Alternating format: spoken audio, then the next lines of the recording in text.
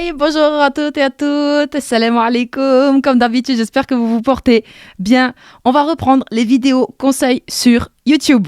Là, ça va être une vidéo conseil de manière générale lorsqu'on débute parce que à chaque fois, c'est quelque chose que je peux remarquer assez régulièrement. Il y a vraiment des crispations intellectuelles, si je puis dire, qui en fait sont vraiment vos plus gros freins.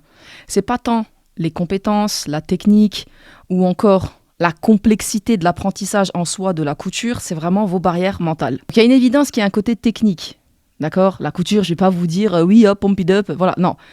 C'est une évidence qu'il y a un côté technique, mais sincèrement, la technique, ça s'acquiert par la répétition. Donc ce n'est pas réellement quelque chose de compliqué, d'accord ? C'est vraiment de l'ordre de découvrir, acquérir, pratiquer, renforcer, améliorer et continuer. Ça ne veut pas dire qu'il n'y a pas d'effort, c'est pas ça ce que je suis en train de dire. Je suis juste en train de vous dire que, au départ, ce qui peut vous causer le plus de problèmes, c'est plutôt vos postures mentales qu'autre chose. Votre perception à vous-même, votre perception à l'échec, votre perception à l'effort, mais aussi votre perception à la régularité, c'est-à-dire votre rapport entre les causes et les conséquences de ce que vous faites. C'est-à-dire que des fois, il y a un monde entre ce que vous générez comme effort et ce que vous souhaitez comme résultat. Ça va pas parce que c'est pas coordonné, c'est pas... ça va pas ensemble, quoi. On peut pas espérer faire peu et avoir des résultats de fou furieux. Donc on va développer tout ça dans cette vidéo. Je vais l'axer sur 9 points. La couture, c'est un chemin. Première étape de ce chemin, c'est accepter d'être débutant. Il faut arrêter de s'inférioriser et de s'imaginer que l'on peut acquérir très vite en très peu de temps. Pour certains, c'est le cas et c'est très très bien. Je ne suis pas là pour dire que c'est le chemin de tout le monde et que forcément, le fait d'être débutant sous-entend qu'on va galérer. Non, c'est pas ça ce que je dis. Je dis juste qu'il faut accepter d'être débutant. Je sais que il y a des personnes sur les réseaux qui vont vous dire « Oui, il n'y a pas besoin, on peut tout de suite débuter par un pantalon, on peut tout de suite débuter par ci et par ça. » Ce n'est pas le cas de tout le monde. Ce qu'il faut quand on débute, c'est déjà être connecté à soi et savoir quel est notre rapport à nous-mêmes dans un apprentissage. Il y a des personnes, c'est « Ouh, non, moi j'aime bien doucement, tranquille, on a le temps. » Voilà, elles ont besoin de se construire leur confiance en elles-mêmes. D'autres aiment bien débuter tout de suite par des choses grandes. Après, voilà. Aller au casse-pipe, certaines, ça ne les dérange pas plus que ça. C'est-à-dire qu'elles aiment se confronter tout de suite à la difficulté du truc. Donc, c'est important de se connaître et aussi d'accepter ce statut de débutant. C'est-à-dire que quand bien même tu débutes par quelque chose de grand, c'est une évidence qu'il n'y aura pas un résultat technique comme quelqu'un qui a l'habitude et qui a déjà fait plus de 20 pantalons dans sa vie. C'est juste une simple étape. C'est pas une fin en soi, c'est pas dramatique. Parce que plus le temps passe et plus je me rends compte que vraiment il y a beaucoup de personnes, surtout lorsqu'elles ont des grands objectifs, elles sont très frustrées avec ce statut de débutante et elles veulent tout de suite en quelques heures. Tranquille, on respire, faut aussi être quand même consciente que c'est un nouvel apprentissage, que c'est quelque chose de manuel, qu'il y a un rapport entre l'œil et la main, qu'il y a un rapport réellement technique entre vous et votre machine aussi, c'est-à-dire que ça ne dépend pas que de vous, entre guillemets, même si la machine, elle est dirigée par vous. Mais il faut qu'il y ait une prise en main, quoi. C'est ça ce que je veux dire. Donc, si vous cherchez à prendre en main déjà des compétences techniques que vous ne maîtrisez pas, alors que vous ne savez même pas prendre en main votre machine, c'est une évidence que vous brûlez des étapes. Plus vous brûlez des étapes, plus vous prenez le risque de tomber, tout simplement. Dans le sens, échouer et que ce soit une fin en soi. Parce que le problème, en fait, qu'il y a dans ça, c'est que ce soit une fin en soi pour vous. Si il y a des personnes, comme je vous ai dit, elles ont le mindset qu'il faut, elles tombent, elles remontent, elles savent, elles se disent « Ouais, vas-y, c'est quoi, j'ai pris un risque, c'est pas grave. » Mais voilà, faut quand même être sincère, c'est un pourcentage infime. C'est un pourcentage infime, ce genre de personnes-là. Donc, comprenez qu'il y a beaucoup de choses à prendre en compte, ne serait-ce que pour coudre droit. Il y a beaucoup de choses à prendre en compte, et ce n'est pas que vous et vos mains. D'accord ? Il y a la gestion de la pédale, par exemple. La gestion de la vitesse de la pédale. savoir appuyer sur la pédale et en même temps diriger votre tissu, le maintenir. Et en même temps anticiper qu'il va falloir s'arrêter, qu'il va falloir appuyer sur le bouton arrière pour reculer, par exemple, pour faire le point d'arrêt.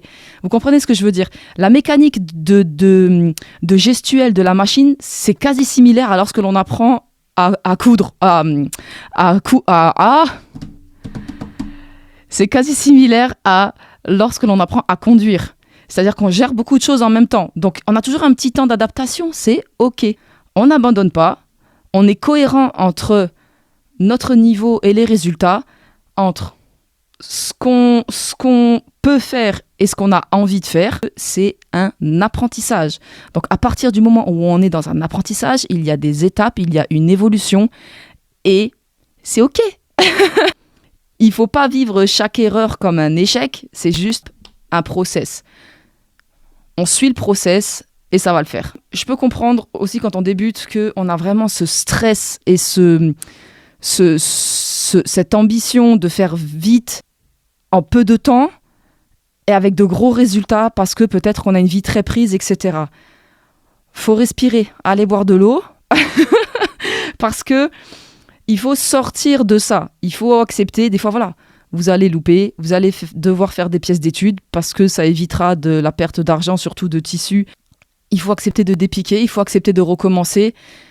Sincèrement, on respire. Accepter d'être débutant et de faire des choses en cohérence et en concordance, c'est vraiment se donner le droit à l'apprentissage et se donner le droit d'apprendre sans se juger. Parce que oui, découdre, rater, recommencer, c'est gagner du temps pour la suite. Une fois qu'on a compris que du coup l'idée c'est de débuter et de pas se mettre une pression de fou furieux et qu'on accepte là où on en est, quand bien même on aurait potentiellement envie de faire plus, voilà, ben non, on va faire un petit peu moins parce que peut-être que c'est ce qui nous correspond mieux, on va pouvoir enclencher un autre aspect très important lorsque l'on débute la couture ou alors qu'on est dans un moment où on a déjà débuté et qu'il faut qu'on continue, c'est la constance. La constance, quand on débute par des petits projets, quand je dis petit, je mets des guillemets, je parle vraiment en taille, d'accord ? Je parle en taille. C'est pas petit avec un côté péjoratif, oh, c'est un petit truc, c'est rien. Non, je suis désolée. Il y a plein de gens dans notre société qui savent absolument rien faire. Donc à partir du moment où toi, tu sais faire un panier, des lingettes, des essuie-tout lavables, que sais-je, des coussins, des plaids, que peut-être même potentiellement tu sais tricoter, tu sais faire des petits bonnets pour les gosses.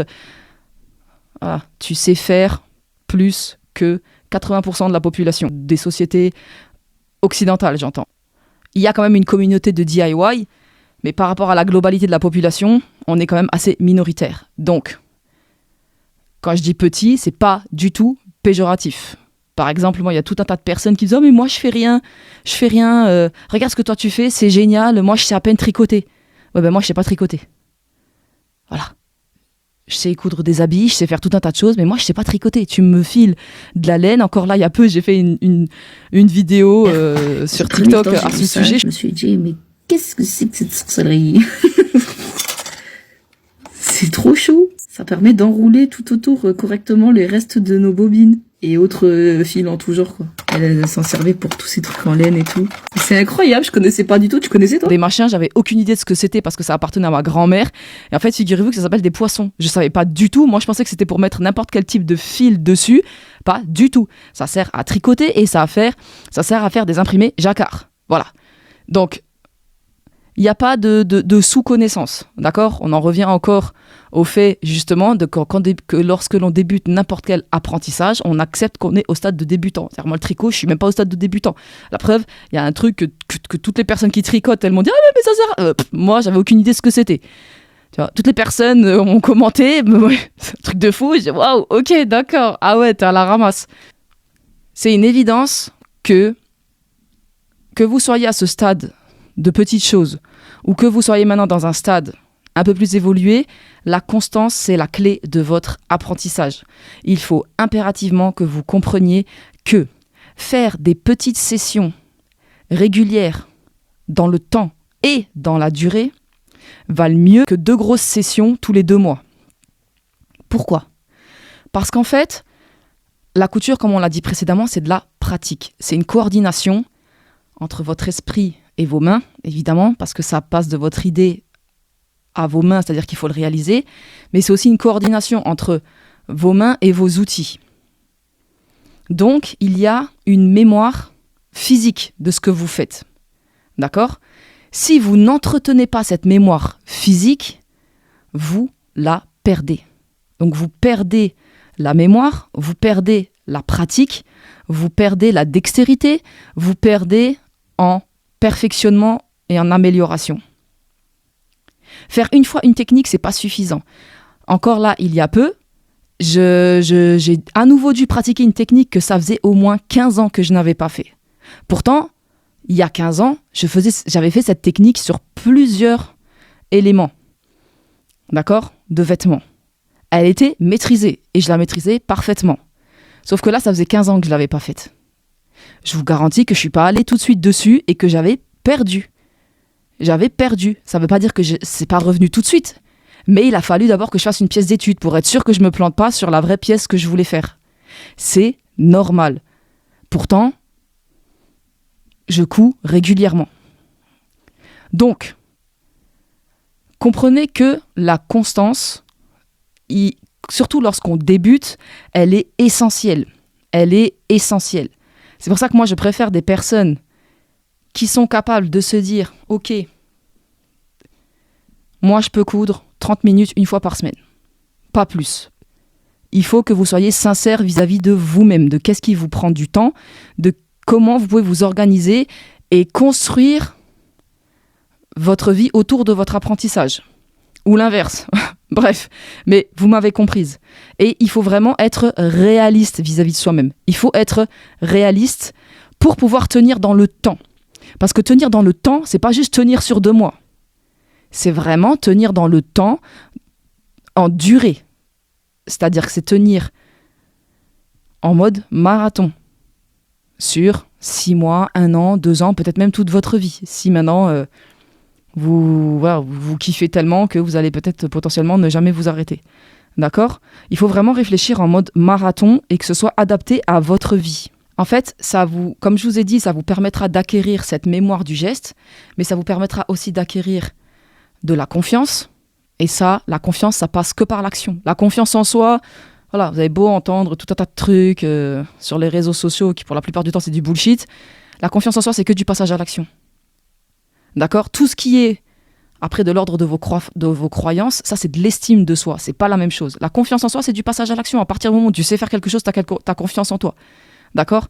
Donc, ça va construire votre confiance en vous-même, mais ça va aussi vous construire dans votre progression. C'est-à-dire que votre progression, elle sera visible.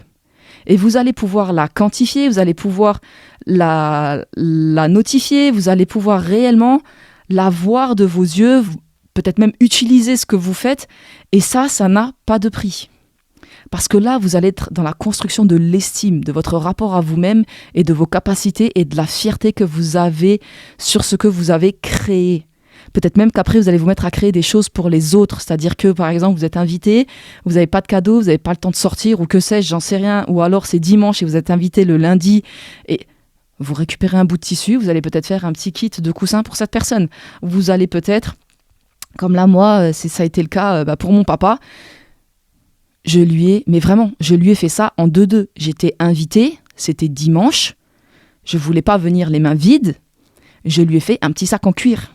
Première fois de ma vie que je faisais un sac. En cuir, j'entends. Et pour homme. C'est-à-dire que même là, je savais même pas, quand j'allais le débuter, je savais même pas quelle forme j'allais donner parce que je me suis dit, non mais attends, ça fait un peu trop femme. Vous voyez ? Et je vous jure que mon père, il était heureux. Je lui ai fait un sac, pour lui, ça a une valeur inestimable. Alors, c'est pas le plus beau sac, je pense qu'il a déjà dû avoir entre ses mains, mais pour lui, c'est le cas. D'accord ? Parce que c'est moi qui l'ai fait, et puis en plus, j'avais un très beau cuir, et puis ce cuir se traînait dans mes affaires, mais depuis tellement de temps que je savais pas quoi en faire. Bref, comprenez bien que ça va construire, là, votre estime. Parce que quand vous allez offrir des choses, et que vous allez voir dans le regard des gens qu'ils trouvent ça beau, quand par exemple mon frère a vu ça, il était presque jaloux. Il disait, oh, mais moi j'en ai pas, mais c'est trop beau, moi aussi j'aurais trop voulu. Oh, il est trop beau, t'as déchiré et tout, Oh, le cuir il est magnifique, mais regarde, c'est une qualité de fou. Puis en plus, franchement, t'as trop bien fait, il est doublé et tout. Alors que moi, je voyais que les défauts. Mais vraiment, ça n'a pas de prix. D'où l'importance de construire cette constance et cette régularité qui aura forcément un impact sur votre dextérité et sur vos résultats propres, physiques en eux-mêmes, j'entends, esthétiques. Mais après, il faut quand même garder en tête que cette régularité dans le temps n'a de valeur que si vous êtes réellement concentré, focus. Quand vous consacrez, par exemple, l'heure ou la demi-heure que vous pouvez par semaine, il faut que vous construisiez votre espace physique, mais aussi mental, pour n'être concentré que sur votre apprentissage couture. Je m'explique. Physique, dans le sens où vous êtes installé. D'accord ? Ça, j'ai développé plusieurs points par rapport à ça pour vous faciliter dans mon Insta privé. Les points Serette, point 2, point Kenzie, si je ne me trompe pas, je vous le mettrai là à l'écran et le lien sera en barre d'infos, pour que votre environnement soit favorable. Il faut que vous ayez du coup un environnement favorable à tout ça, à cet apprentissage, mais il faut aussi que vous soyez disposé, comme je vous ai dit, que vous ayez un environnement mental aussi prêt, parce que vous ne pouvez pas, par exemple, vous dire « je couds une demi-heure », mais pendant cette demi-heure, ne pas être concentré parce que vous allez regarder votre téléphone, parce que vous savez peut-être qu'il va y avoir des enfants en bas âge de qui il faut s'occuper. Ça, c'est pas possible. Parce qu'en fait, ça va vous bouffer de l'énergie. Et après, vous allez penser, à tort, qu'en fait, le problème vient de la couture. Non, le problème vient de vous parce que vous n'êtes pas focus pendant les 30 minutes, par exemple, que vous donnez à votre apprentissage. Il faut quand même qu'il y ait une forme de respect vis-à-vis de vous-même dans votre engagement et une forme même c'est quasiment de la tendresse et de la bienveillance, c'est-à-dire construisez un environnement qui vous soit favorable. C'est comme vous, pour votre enfant, vous n'allez pas le mettre dans un état déjà de complication et d'échec parce que vous ne lui avez pas donné un bon environnement pour faire ses devoirs, par exemple. Pour vous, c'est la même chose. Vous devez vous créer un environnement et vous devez aussi vous créer une disposition mentale pour votre apprentissage. De la même manière que là, je reviens à mon exemple de vos enfants, vous n'allez pas mettre vos enfants assis sur une table en plein milieu de la cuisine pendant que vous faites à manger et à tournicoter dans tous les sens avec peut-être même je ne sais pas combien d'autres enfants qui courent autour et lui dire « concentre-toi, fais tes devoirs ». C'est une évidence que ce pauvre gosse, il va pas s'en sortir. Il entend sa mère qui fait à manger, puis qui parle à un autre, et puis vous feriez pas ça à votre enfant. Non, vous dire non, attends, va dans ton bureau, t'es au calme, vous allez voir les autres, tout le monde fait ses devoirs en même temps, comme ça tout le monde est calme, tout le monde est concentré, puis vous-même, voilà, il y a un environnement, c'est-à-dire que cet enfant, il n'est pas en train d'être sur une table qui est sale, par exemple. Vous, c'est la même chose. Et si pour ça, ça doit passer, par exemple, par le fait d'attendre que tous vos enfants soient au lit et de coudre le soir à 22h, parce que sinon, avant, c'est pas possible, ça, c'est vous qui voyez. Mais vraiment, construisez vous, votre environnement et votre disposition mentale en fonction de votre vie, de vos besoins, de vos capacités et de vos possibilités. Il faut vraiment comprendre que le manque de focus peut vraiment entraîner des erreurs qui auraient pu être évitées, des frustrations, mais aussi une perte de motivation. Parce qu'encore une fois, ça peut vous mener à penser et à avoir des mauvaises conclusions en pensant que, par exemple, ah ben voilà, c'est la faute à la couture, j'ai pas le temps en fait, ça va pas avec ma vie. Non, c'est vous qui n'avez pas été capable de vous donner les moyens pour accomplir votre objectif. Vous voyez ce que je veux dire ou pas ? Et ça, c'est très important d'en prendre conscience pour pérenniser votre apprentissage. Ensuite, il faut justement prendre conscience que pour pérenniser et pour éviter toutes ces frustrations qu'on a pu citer dans le point précédent, il faut impérativement être en cohérence dans les projets que vous choisissez, en fonction aussi du temps que vous êtes capable d'y accorder. Si vous, maintenant, vous décidez de vous lancer dans des projets trop tôt, alors que vous n'avez ni la compétence physique, ni la compétence technique, ni la capacité de vous concentrer le temps qu'il faut dessus, vous courez, vous vous jetez vous-même à la perte. Je ne sais pas si ça se dit, mais vous mettez vous-même en échec. Et ça, c'est dommage. Parce que il faut comprendre que plus vous serez stratégique dans vos choix de projet, plus vous serez en cohérence avec votre niveau, plus vous allez continuer. Pourquoi ? C'est comme quand on apprend à marcher. On met un pied devant l'autre pour faire des pas. Mais on voit quand même où on va. On voit quand même où on va. On est cohérent, c'est-à-dire que vous n'allez pas mettre un pied dans le vide. Je veux dire, nous, on est adultes, on sait marcher, on va pas faire ça. Si j'ai un doute sur là où je vais marcher, que peut-être potentiellement il y a un sable mouvant, je vais pas mettre mon pied. Si je vois que la distance elle est trop grande, je vais pas sauter. Ou alors peut-être que je vais être capable de me dire je vais reculer, je vais sauter. Mais pour ça, il faut avoir la connaissance de qu'est-ce qu'on fait, de par exemple de la largeur du trou, etc. Est-ce que moi, dans mes compétences physiques, je suis capable de sauter ça ? Peut-être que quelqu'un sera capable de le faire, mais pas moi. Donc, la couture, votre apprentissage, c'est la même chose. Il faut se sécuriser, il faut avancer quand même et savoir où on avance et pas se jeter dans le vide pour pas se mettre en échec bêtement pour rien. Parce qu'en fait, le problème ne viendra encore une fois pas de la couture ou du fait que c'est dur et que c'est compliqué. Non, ça vient juste du fait que c'est vous qui êtes allé à un endroit où vous n'avez clairement pas le niveau ni les compétences pour y aller. Il fallait consolider des étapes auparavant. Donc, gardez toujours ça en tête, d'accord ?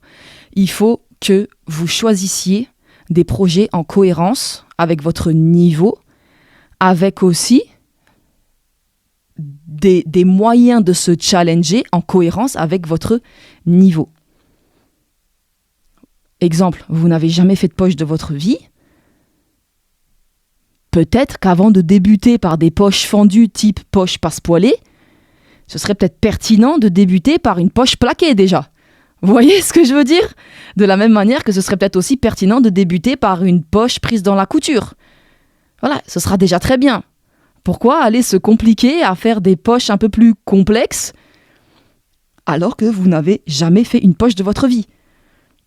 C'est exactement la même chose pour les projets. Pourquoi allez-vous compliquer la vie à faire des choses, par exemple, de l'ordre, par exemple, de la veste avec un col tailleur,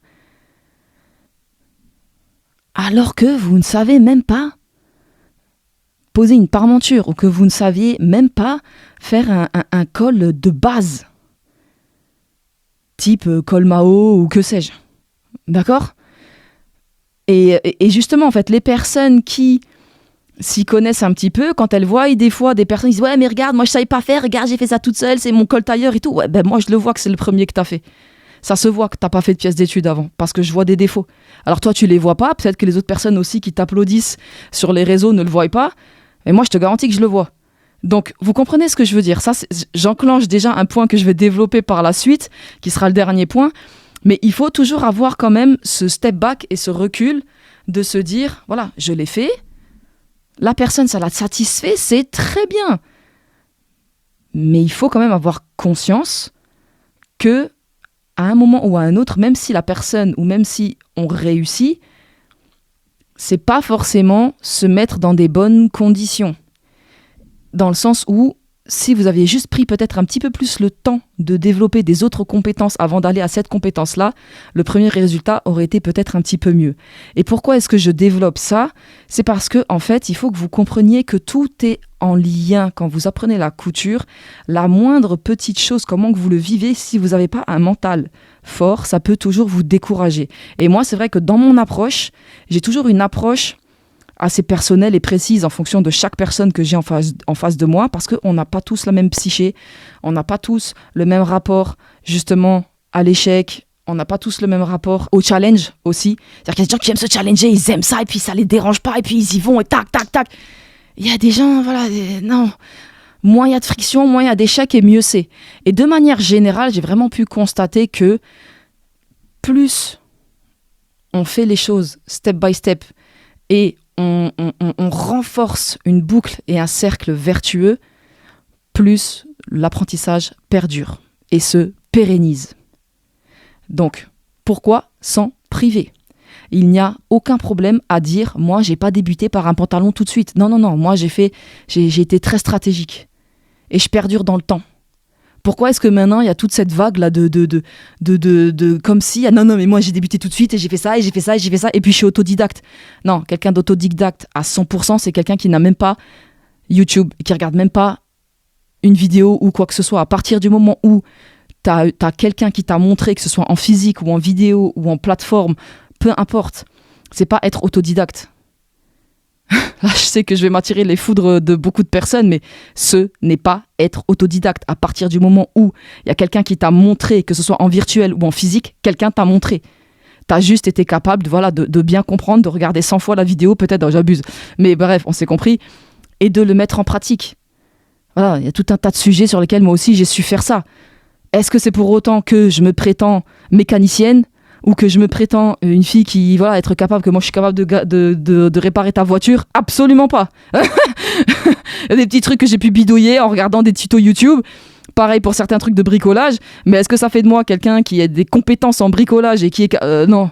Je suis juste quelqu'un qui a été capable. Et est-ce que je me dis, ah ouais, non, mais moi je suis autodidacte? Non, je suis pas autodidacte. Non, parce que s'il n'y avait pas eu ce tuto, j'aurais été incapable de faire ce truc-là sur ma voiture ou sur ma porte ou en électricité. D'accord? Donc, voilà, un peu d'humilité et ne vous comparez pas à des personnes qui n'ont pas la même psyché que vous. Sachant que choisir des projets adaptés, ça va vraiment vous permettre, de consolider vos bases. Parce que c'est ça le premier but dans l'avancement des projets. Consolider les bases. Prendre de la confiance, encore une fois. Gagner en estime, encore une fois. Mais aussi de finir ce qu'on commence. Parce que combien il y a de personnes qui peut-être vont vous dire « Non mais attends, mais moi j'ai fait ça, mais ouais, mais t'as mis combien de temps? T'as recommencé combien de fois? T'as dépiqué combien de fois ?» Vous comprenez ce que je veux dire? Des fois, il y a des personnes, malheureusement, quand elles veulent aller trop vite, et combien il y en a qui viennent vers moi à ce moment-là? Ouais, je me suis découragée, en fait, le truc, je l'ai jamais fini, quoi. Je suis au bout de ma vie, ça fait 3 fois que je recommence. Ouais. Et du coup, après, quand je leur parle et que je vois qu'est-ce qu'elles ont pu faire auparavant, et je leur ai dit, t'es allé trop vite. T'es allé trop vite. Et après, quand elles se remettent en question et qu'elles m'écoutent et qu'on fait un autre truc entre-temps, malgré la frustration qu'elles ont de se dire, oui, mais non, mais moi, je... Et écoute-moi, fais-moi confiance. Après, bizarrement, elles sont capables de revenir à ce qu'elles avaient abandonné le mois auparavant. Bah oui. Parce que c'est une réalité. Donc il faut savoir aussi garder une certaine forme d'humilité vis-à-vis de soi-même. Mais c'est même, on dit de l'humilité, mais ça peut être même aussi, ça peut être vu comme de la tendresse ou de la bienveillance. Pourquoi se faire du mal et pourquoi se saboter? Parce que si on va un peu plus loin, des fois on peut même se dire, mais purée, pourquoi tu t'auto-sabotes comme ça?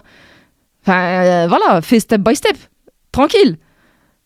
Vous voyez? Donc, en fonction de chaque personnalité, il y en a certaines, ça va être un petit peu manque d'humilité, d'autres ça va être justement de la gourmandise parce que elles veulent croquer le truc à pleines dents et puis elles veulent y aller, puis elles veulent avancer et puis elles en ont plein la tête et c'est génial, c'est de l'ambition, moi je kiffe ça. Mes élèves comme ça, je les kiffe. Mais voilà, c'est pas tout le monde. Donc vous, il faut vraiment que vous ayez cette sincérité vis-à-vis de vous-même et que il faut aussi savoir se temporiser et il faut savoir se canaliser pour justement faire étape par étape. Et ça, je peux vous en parler parce que je l'ai encore vécu en broderie il y a peu. J'ai voulu aller trop vite dans certaines broderies. Voilà. La seule chose que j'ai gagnée, c'est de dépiquer tout le bas de mon bustier pour pouvoir retirer la doublure et retravailler mes broderies. Parce que quand je l'ai mis sur mon modèle, j'ai vu des défauts. Et comme là, il fallait que je refasse des photos avec ce bustier parce que j'ai participé à un projet. C'était hors de question que je le remette comme ça. Bah oui, j'ai perdu du temps. Mais c'est ok. C'est moi, j'ai voulu aller un peu trop vite. J'ai joué, j'ai perdu. Voilà. Faut accepter le truc. Mais c'est pour ça que je vous dis que c'est une question de perception et de mentalité. Et il n'y a pas tout le monde qui a cette capacité-là de step back et de se dire, ok, tu sais quoi, en fait, c'est moi. J'ai voulu aller trop vite. C'est pas exactement ce qu'il aurait fallu faire. Voilà. Et voilà, facilement, 60% des gens, après, ils abandonnent. Et c'est pas ce qu'on veut. Donc, c'est dommage. Voilà. Donc, mettez-vous en confiance, construisez votre confiance, construisez votre estime et ça va le faire. On va continuer sur le point qui est vraiment en lien avec ce que je viens de dire, c'est que pour continuer votre apprentissage, il faut le structurer. Plus il sera structuré et plus vous serez toujours dans ce cercle vertueux que j'ai expliqué auparavant. L'idée, c'est de savoir ce que je travaille, pourquoi je le travaille, et dans quel ordre.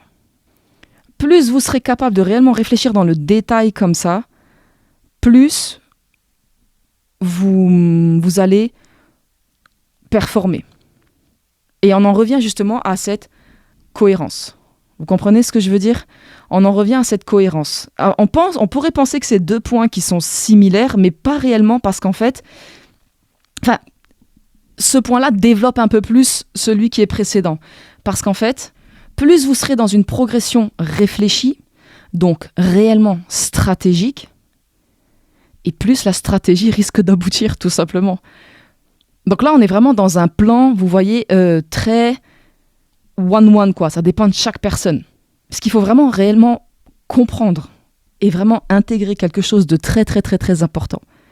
Il vaut mieux avoir un bagage moindre sur le plan technique, mais qui soit parfaitement maîtrisé, plutôt qu'une quantité énorme de techniques qui sont mal maîtrisées. Je m'explique. Qu'elles sont mal maîtrisées tant sur le plan technique, c'est-à-dire qu'elles ne sont pas réellement comprises et que ça n'a pas permis de développer une logique couture, mais que même après sur le plan esthétique, elles ne sont pas bien maîtrisées, c'est-à-dire qu'on voit que c'est encore assez bancal. D'accord ? Alors attention, je ne suis pas en train de vous dire que si c'est pas parfait, 100% précis, il ne faut pas continuer, il ne faut pas évoluer, faut pas... Non, mais il y a quand même des critères. D'accord ? Il y a quand même des critères qui font que, par exemple, nous, quand on était en école, voilà, on savait que si on n'avait pas au moins 13, c'est pas acquis. 13 sur 20, j'entends. C'est pas acquis. Donc on avait plutôt intérêt à refaire des pièces d'études, même si on n'était pas noté, même si, voilà, parce qu'on savait que la pièce d'études d'après, on allait galérer. Encore plus que ce qu'on avait déjà galéré. Et il faut savoir que j'avais une prof qui était très dure dans sa notation, mais très très dure. Donc voilà, nous, on avait 13, on était contents, tellement elle était exigeante. Mais en vrai de vrai, au jour d'aujourd'hui, Madame Martin, si tu passes par là, je peux que la remercier. Parce que c'est ça qui a vraiment, en tout cas pour ma part, qui m'a vraiment poussé à comprendre à quel point il faut maîtriser les techniques, développer une logique couture pour après avoir une esthétique. Parce que tout est relié en fait. Donc comprendre la technique, se l'accaparer, la répéter pour avoir un résultat, même si on n'a qu'un 13, si là on reste sur la notation de Madame Martin, plutôt que d'accumuler je ne sais combien de pièces d'études et avoir que des 10, quoi. Parce que je vous garantis que ça se verra. Et ça se verra sur beaucoup de niveaux. Et en fait, quand on est à ce stade de stratégie, soit on est capable de se le faire soi-même, soit on a besoin un petit peu d'aide. Donc là, moi, j'offre quand même une bonne série de tutos avec un ordre et une cohérence stratégique sur mon Insta privé, Les Sœurettes de Kenzie. Un outil qui vous permet d'avoir accès à un minimum de structure. Parce que je vous garantis que moi, tout mon Instagram est réfléchi pour les personnes comme ça. C'est-à-dire que on va tout en bas des tutos, on les suit pas à pas. Je vous garantis que vous ne pouvez que performer. Quand bien même vous venez de débuter et c'est votre première confection. Parce que c'est vraiment un truc pas à pas, très pensée, stratégie, réussite. Après avoir vu les choses en macro, je dirais on va aller un peu plus dans le micro, donc dans les tâches journalières, parce qu'il y a un point que j'ai développé, je ne sais plus, c'est le deuxième je crois, sur le fait d'être focus de manière générale dans votre apprentissage. Le point que maintenant je vais développer, une fois qu'on est structuré et qu'on a validé tout ce qu'on a fait auparavant, c'est que lorsque vous passez à l'action sur votre tâche, là présentement, maintenant, c'est-à-dire que vous êtes en train de faire votre tâche, votre focus doit être à 100% sur votre tâche couture, 100%. Pas de distraction, concentré, et c'est ce qui vous permettra vraiment de pouvoir être clair. Surtout si tu utilises des vidéos. C'est pour ça que j'ai créé cet Instagram. C'est vraiment pour les personnes qui étaient perdues dans le flow de YouTube, TikTok, Instagram, peu importe, et qui n'arrivaient pas en fait à avoir cette structure. C'était pour accompagner les personnes dans le fait d'avoir justement une structure et de ne pas se perdre dans une montagne de scroll inutile, une montagne d'archives inutiles. Quand vous venez accomplir votre tâche du jour, vous savez où vous allez et vous le faites. Vous avez besoin d'un appui vidéo, c'est ok, il n'y a pas de souci. Par contre, vous restez précis sur votre tâche. Si là maintenant vous êtes au stade où vous savez maîtriser votre machine, on est ok, on est à fond, il faut maintenant basculer du papier au tissu, vous allez faire des kilomètres de biais, vous ne regardez que votre vidéo pour faire du biais. Vous n'allez pas aller chercher je ne sais quel projet avec du biais, qu'après vous allez tomber sur un autre truc où il y a un autre biais. Non mais attends, mais ça... Non, on regarde que la vidéo pour faire du biais et à la limite, je tape des kilomètres de biais. Restez concentré et focus. Surtout si vous n'y consacrez par exemple qu'une demi-heure par semaine. Ou même si c'est 1 heure. Cette heure-là, on ne check pas les notifs, on ne s'occupe pas des enfants, on passe pas sur l'heure qu'on se consacre, on passe pas 15 minutes à regarder des vidéos. Sachant que sur les 15 minutes, je pense qu'il y aura facilement 12 minutes de vidéo, si c'est pas plus. Bon, j'abuse. 12 minutes de vidéo, parce qu'il y a quand même le temps de recherche et tout. Il y aura facile 12 minutes de vidéo inutile. C'est de la perte de temps. Et ça peut même être de la frustration pour vous. Si maintenant c'est un moteur pour vous, de regarder, que c'est inspirant, que ça vous propulse dans une énergie créative, c'est génial. Mais faites pas ça pendant votre temps dédié à la couture pratico-pratique. Faites ça pendant votre temps de pause quand vous travaillez par exemple, ou quand vous êtes devant l'école à attendre vos enfants, j'en sais rien. Ce n'est pas le moment où vous devez faire ça pendant votre heure de couture. Vous êtes concentré sur le pratico-pratique, sur l'action. N'oubliez jamais cette règle d'or. Ce que tu pratiques vaut plus que ce que tu regardes. Vraiment, ce que tu pratiques vaut plus que ce que tu regardes. Donc, une tâche, une action en cohérence, et on passe à l'action. Et on s'y tient.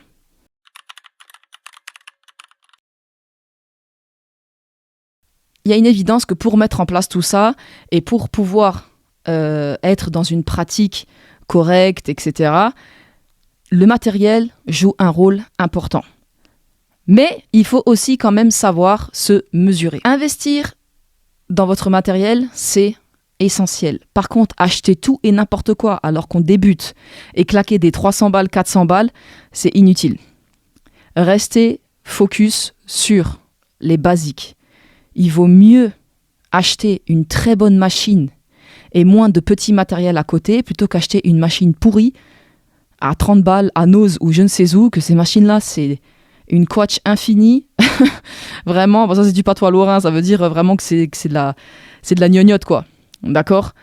Il vaut mieux investir plus dans sa machine et acheter moins de petits matériels, entre guillemets, pas essentiels, voire inutiles au départ, plutôt que, voilà, acheter une machine pourrie, mais avoir je ne sais combien de tailles de ciseaux ou encore un pistolet, alors que vous savez même pas coudre, vous achetez déjà ce qu'il faut pour faire des patrons. Ça n'a pas de sens. Pour moi, les basiques, c'est 1, machine à coudre. 2, un mètre ruban, une équerre, un dé à coudre, des aiguilles pour coudre à la main, des aiguilles qui vont du coup avec votre machine, des ciseaux, donc dans l'idéal, c'est un grand, un petit. Un découvite pour celles qui veulent un découvite, sachant que moi je suis de la team petit ciseau, j'ai pas besoin de découvite, je n'utilise pas ce genre de choses. Voilà, moi j'ai un petit ciseau et même en vrai je dépique même avec mes grands ciseaux pour vous dire, mais bref, ça c'est voilà. À la limite, vous voulez un découvite, prenez un découvite si ça vous permet de vous sentir plus à l'aise. Une règle, du fil, de qualité quand même, parce que ça franchement c'est pareil, moi je suis vraiment pour le fil de qualité. Ma marque favorite c'est Gutermann, mais voilà, il y a des autres marques que j'aime bien aussi. J'ai déjà acheté du fil à Mondial Tissu, je l'ai trouvé très bien. J'ai déjà récupéré des fils de différentes marques, donc là je me rappelle plus tout de suite maintenant, de mamie qui m'avait donné parce qu'elle cousait plus et tout. Voilà, ça va, mais on voyait que c'était quand même du fil de qualité. Les fils pourris du marché, du Lidl et tout, je n'achète jamais ça. À la limite, j'en ai récupéré je ne sais combien, pareil, de mamie qui n'arrivait plus à pratiquer, etc. Je m'en sers comme fil de canette, mais pas plus. Et le tissu, après voilà, débutez avec des tissus secs. Arrêtez de m'acheter du satin que vous avez acheté au marché ou je ne sais où, qui va vous compliquer la vie. Débutez par des tissus secs, type coton, coton-lin, que quand vous le sentez, quand vous le touchez, vous sentez réellement qu'il est facile à travailler, facile à placer, facile à repasser. Et aussi, forcément, pour moi, ça fait partie des essentiels, mais ça, en général, tout le monde en a un fer à repasser avec une bonne table à repasser. Ensuite, tout ce qui est de l'ordre de l'environnement, si vous pouvez avoir une table dédiée, c'est encore mieux. Mais après, voilà. Peut-être que vous, dans votre configuration, l'essentiel que vous allez avoir besoin, ce sera justement d'investir peut-être dans une rallonge parce que, en fait, je sais pas moi, la table de votre salle à manger, tout autour, il n'y a pas trop de prises vraiment proches qui fera que, ou alors vous allez peut-être devoir déplacer votre table, ça va vous compliquer les choses, voilà, peut-être qu'il faudra investir dans une rallonge, voilà. Regardez-vous, ça après c'est de l'ordre du détail de chacun, mais c'est vrai que si vous avez besoin d'une rallonge, voilà, pour moi ça fera partie du coup de l'essentiel à avoir. Aussi, si vous pouvez avoir la règle japonaise dès le départ, ça peut vraiment changer votre vie. La règle japonaise, c'est la vie pour moi, c'est le truc, je kiffe trop. Mais même si vraiment vous l'avez pas dès le départ, c'est pas très grave. Mais si je dois conseiller après quelqu'un dans les choses à acquérir assez rapidement, si tu perdures et que pour toi la couture ça te plaît et tout, c'est vraiment la règle japonaise et une règle en fer. Une règle au moins de 50 cm. Donc voilà. Et après, pour moi, à partir de là, c'est bon, on y va. On y va. Tout le reste, après, ça vient au fur et à mesure en fonction de vous, de vos besoins. Mais vous n'allez pas dépenser déjà des 1000 et des 100 alors que vous ne savez même pas si vous allez réellement continuer la couture. Je parle vraiment dans le fait d'apprendre à faire des habits de manière régulièrement, etc., etc. Voilà, il vaut mieux investir dans une machine au départ plus chère parce que moi, en moyenne, celles que je recommande, elles sont à 120 €. Souvent, on peut les trouver à ce prix-là sur Amazon quand ils font des promos et tout. Et c'est même pas forcément des promos, il y en a, en fait, ils font régulièrement des promos sur Amazon, ils font croire que c'est une promo, mais en fait, dès qu'elle s'arrête, une semaine après, elle revient. Bref, ou alors vente privée, parce qu'il y a beaucoup de personnes aussi qui sont passées par des ventes privées pour s'acheter ces machines-là. Ça, elles sont... j'ai 2 ou 3 modèles que j'ai mis en story Insta, story permanente, là. Après, par la suite, si vraiment aussi vous continuez et tout... N'hésitez pas à investir dans une surjeteuse, mais c'est pareil, pour tout là, tout de suite maintenant, ce n'est pas obligatoire. Vraiment, prenez une bonne machine, pour moi c'est ça la priorité. Des bons ciseaux et achetez des aiguilles aussi, comme ça vous les avez déjà sous le coude. Sachant qu'il y a beaucoup de machines qui mettent aussi un lot de 3-4 aiguilles en moyenne dans le petit kit qu'on a lorsqu'on achète la machine. Ça en général c'est écrit dessus. Mais voilà, rien ne vous empêche après de faire déjà une petite commande Amazon en fonction de votre machine et d'acheter déjà des aiguilles jean, stretch et d'autres machines, on va dire taille standard 80-90 quoi. À la limite 100 si vous savez que votre but par exemple c'est la couture du quotidien et que vous portez beaucoup de jeans ou votre mari ou vos enfants, que sais-je, et que vous allez faire beaucoup d'ourlets, voilà, achetez des bonnes aiguilles en conséquence. Parce que oui, on a beau dire ce qu'on veut, mais... l'outil ne fait pas le travail à notre place, mais il nous facilite à pas nous décourager. Parce que je vous garantis que quand vous avez des ciseaux de mauvaise qualité, d'un coup couper, ça va devenir vraiment très compliqué. Alors que le problème vient que du ciseau. Ça vient pas du fait de couper, quoi, et de coudre après par la suite. Donc voilà. Investissez moins, mais mieux, plutôt que beaucoup. Et qu'en fait, après, ça vous servira pas, vu que ça va vous décourager. Une fois qu'on a validé tous ces points-là, c'est le dernier point que je vais développer et qui pour moi est majeur parce qu'on a beau avoir mis tout ça en place. On est OK, on est OP, on est à fond. Si vous tombez dans le piège des réseaux sociaux et que vous comparez, c'est mort. Les réseaux sociaux, c'est beaucoup de mythos, la vérité. C'est beaucoup de mythos, c'est beaucoup de montage, c'est beaucoup d'amélioration d'image.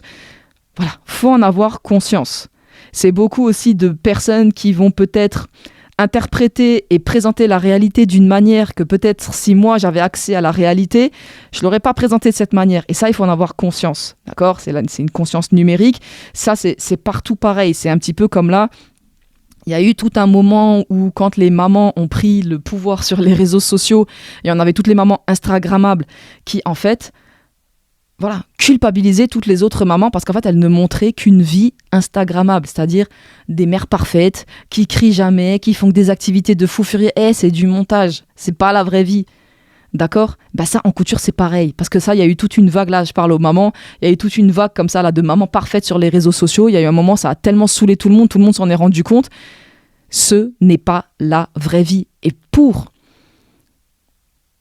preuve, c'est que vraiment, j'ai eu tellement de personnes qui sont venues vers moi en me disant « Ouais, mais regarde, je la suis elle, mais regarde, on va redescendre tout de suite. »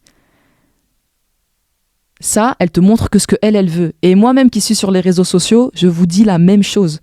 Je ne montre pas toute ma vie sur les réseaux sociaux et je ne le ferai jamais. Si t'es pas dans mon cercle privé intime, il y a des choses que tu ne sauras jamais de moi. Par contre, il y aura peut-être des jours où moi, je vais vous montrer que des stories drôles, rigolotes, mais en fait, je suis en pleine dépression. Vous voyez ? Faut en avoir conscience. Les réseaux sociaux, on ne montre que ce que l'on a envie. Et quand c'est ton business de vendre du rêve aux gens, tu vas pas leur vendre du cauchemar. Donc, voilà, il faut avoir conscience de ça. Donc, ne vous comparez à personne. La seule personne à qui tu dois te comparer, c'est toi hier. Vraiment, la comparaison, c'est l'ennemi de la progression. Si pour vous, c'est un moteur et que vous avez cette capacité à réellement vous inspirer des gens, faites-le. Mais ça ne doit être que dans ce cadre-là. À partir du moment où vous voyez que ça vous fait rentrer des mauvaises choses dans la tête, que ça vous déprime, c'est on coupe tout de suite. Tout de suite. Oui, il y a des gens peut-être qui apprendront plus vite que vous. Oui, il y a des gens peut-être qui je sais pas moi, vont vous raconter dans leur histoire que eux ils ont tout fait sans rien, qu'ils n'ont jamais eu besoin d'accompagnement, qu'ils font tout seuls. Peut-être que ces gens-là ont plus de temps que ce que vous avez. Peut-être qu'ils mentent. Peut-être qu'ils ont des capacités. Peut-être qu'ils ont un talent déjà inné, parce que ça existe. Mais on a beau dire ce qu'on veut, si le talent par la suite n'est pas travaillé, il n'y a rien du tout. Il faut comprendre que quelqu'un qui est capable de lâcher 10 vidéos par jour de ses créations, je vous garantis que ce n'est pas quelqu'un qui fout rien de sa vie. Mais vraiment, parce que créateur de contenu, monter ses vidéos, c'est un taf entier. Donc il faut avoir conscience que soit cette personne elle est très bien entourée et elle paye des gens qui le font pour elle, soit elle est bien entourée parce qu'il y a des gens qui sont sympas qui le font pour elle, soit c'est elle qui le fait, mais je vous garantis que c'est quelqu'un de structuré. C'est quelqu'un qui est capable de faire beaucoup de choses. Et croyez pas que elle a 26 heures dans sa journée, contrairement à nous. Non, c'est un être humain comme nous, elle a aussi besoin de dormir, de boire, de manger. C'est juste que c'est quelqu'un de très structuré. Et si vous êtes à un moment de votre vie où vous êtes peut-être structuré, mais vous ne pouvez pas y accorder tout ce temps parce que vous avez déjà un enfant, 2 enfants, 3 enfants, peu importe. Vous ne pouvez pas vous comparer. Les réseaux sociaux, il faut garder en tête qu'on voit des résultats. On voit des choses magnifiques. Moi, je sais que pour moi, les réseaux, dans ma manière d'approcher les réseaux, je me suis abonnée, je suis des marques qui m'inspirent. Mais ça s'arrête là. Et j'ai aussi conscience de toutes les heures d'échecs qu'il y a eu auparavant.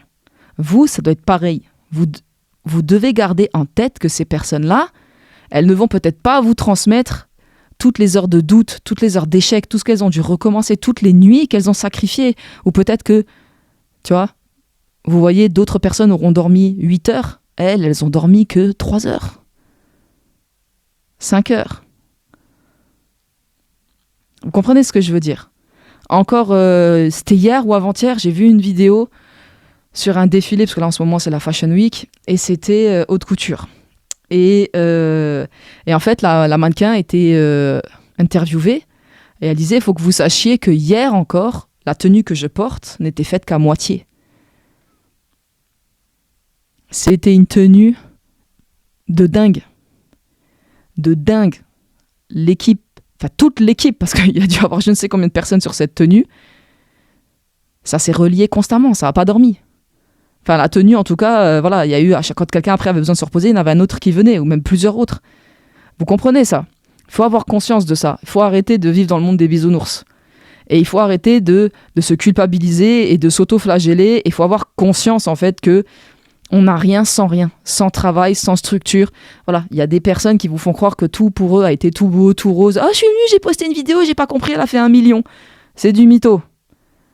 Ah, j'ai pas compris, je suis venue, j'ai pris un bout de tissu, puis ça a donné une super belle robe. Ouais, c'est ça, ouais. Voilà. On arrête d'être naïf, on arrête de se comparer. Ancrez dans votre esprit que comparer votre début au milieu de quelqu'un d'autre, ça n'a pas de sens. C'est-à-dire que si vous êtes au début d'un apprentissage et que vous vous comparez à quelqu'un qui, elle, est déjà au milieu de son apprentissage, voire même à la fin, parce que là, maintenant, elle est que dans la performance, dans le fait d'améliorer ses détails, etc.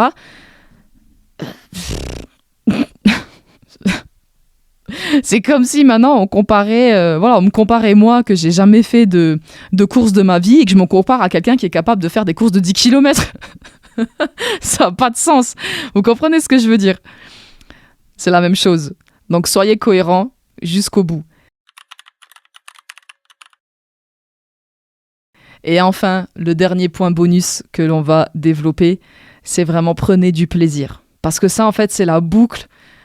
C'est ce qui boucle tous ces points-là.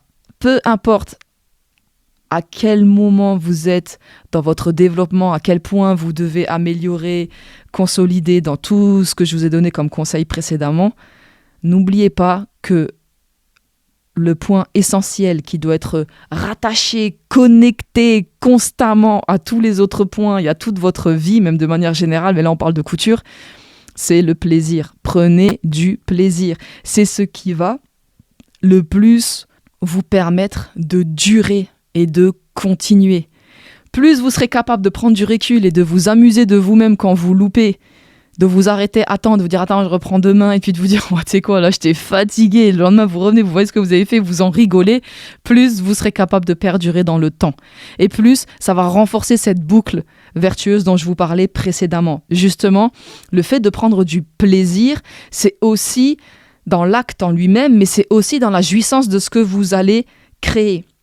Parce que ça va renforcer votre process créatif, parce que ça va renforcer votre état d'esprit de couturière. Parce que oui, à partir du moment où vous avez une machine à coudre chez vous, vous êtes une couturière. Cette machine, vous la maîtrisez, vous êtes capable, même si ce n'est que de piquer sur du papier, mais vous êtes capable de piquer droit sur du papier, de faire des arrondis. Vous êtes une couturière. Une couturière, c'est quelqu'un qui sait coudre. Oui, il y a plusieurs niveaux dans la couture. Oui, il y en a qui restent au niveau de la couture du quotidien. Il y en a qui après vont performer, qui vont rester dans la couture du quotidien, mais on va dire un niveau au-dessus, dans des petites confections. Puis après, il y en a qui vont basculer dans des habits, mais des habits très précis. Par exemple, moi, il y a des personnes qui me parlent et qui me disent, moi, je fais que des couettes, je fais que des petits tabliers, je fais que. Moi, je mets toujours des guillemets quand je dis le que, parce que c'est déjà très, très bien. Alors qu'il y a des personnes, elles me disent, moi, je sais pas du tout faire tout ça. Par contre, je sais faire des robes. Et je sais faire un modèle de robe que j'ai appris à faire et je sais faire que ça.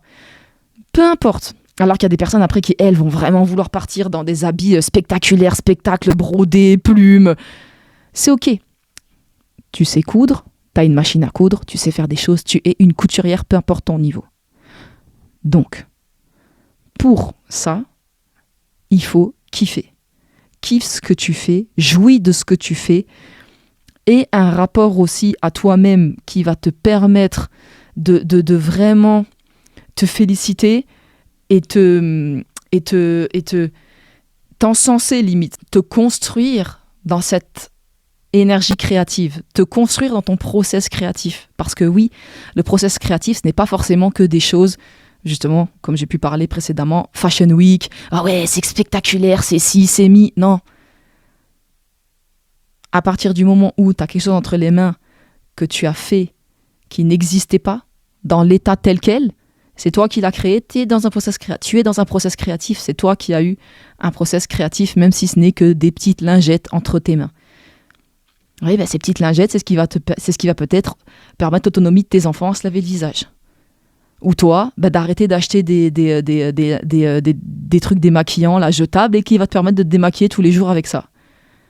Bref, vous avez compris. Le plaisir, c'est vraiment, vraiment, vraiment, vraiment ce qui te fera revenir à ta machine encore et encore et encore et encore. Et ça peut même te sauver la vie. Parce que j'ai eu tout un tas de retours de personnes, et ça, moi aussi, je l'ai vécu, surtout lorsque je me suis séparée de mon ex-mari. Le fait de revenir à ma machine et de me remettre à coudre, ça m'a littéralement sauvé la vie. Ça m'a reconnecté à moi, à qui je suis, à ce que je suis capable de faire. Et ça m'a aidé dans ma reconstruction. Donc, Vraiment, ne sous-estimez pas ce point-là de plaisir et de fierté, quoi. Vraiment. Kiffez ce que vous faites. Réalisez à quel point le process créatif, mais aussi le fait de s'occuper de manière bénéfique, peut avoir un impact bénéfique sur d'autres plans sur vous, parce que ça peut éviter le marasme, ça peut éviter la dépression, ça peut éviter tout un tas d'autres choses. Et je me rappelle d'une personne que j'avais fait une vidéo à ce sujet sur TikTok et qu'elle m'a vraiment redit les mêmes mots que je vous ai dit, quoi. Elle m'a dit, moi, la couture, ça m'a sauvé la vie. Donc, et c'est toujours très touchant, moi, quand j'entends des personnes comme ça, pareil, d'autres personnes que j'avais pu avoir en physique et tout, dans le cadre de cours d'ASBH, et qui me disaient, mais tu te rends pas compte à quel point tes cours me permettent de m'évader et de penser à autre chose. Et moi, quand on me dit ça, ça me... Mais je pourrais en chialer, quoi. Donc, prenez du plaisir. Vraiment, connectez-vous, à vos envies profondes. Si vous arrivez à le faire de manière structurée, stratégique, ça pourra que vous être bénéfique. Sinon, n'hésitez pas à rejoindre mon Insta privé.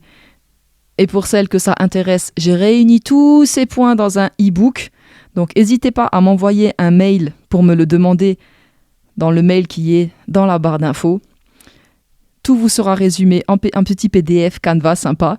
Kiffez, prenez du temps pour vous, accordez-vous du temps pour vous, priorisez-vous, ne culpabilisez pas de prendre du temps pour vous, parce que dans tous les cas, ça vous sera bénéfique et ça sera aussi bénéfique à votre apprentissage, parce que je n'ai jamais entendu une couturière me dire qu'elle n'est pas bénéfique à son entourage. Parce qu'à partir du moment où vous saurez coudre, ne serait-ce que de savoir faire des ourlets, je vous garantis que tout le monde viendra chez vous. Donc, n'oubliez pas que la couture, on va conclure là-dessus, c'est une relation. C'est une relation avec vous, entre vous et votre machine, mais c'est aussi une relation entre vous et vous-même. Entre vous et votre rapport à votre esprit, à votre corps, dans le sens vos mains, qu'est-ce qu'elles vont faire? C'est un rapport entre vous et votre créativité, à votre rythme. Construisez votre chemin, vivez votre chemin, et surtout, continuez sur ce chemin-là, parce que c'est vraiment ça l'objectif. Allez, c'est tout pour moi pour aujourd'hui. J'espère que cette vidéo vous a plu. N'hésitez pas à la partager à qui que ce soit qui aurait besoin d'entendre ces mots. Et c'est ciao!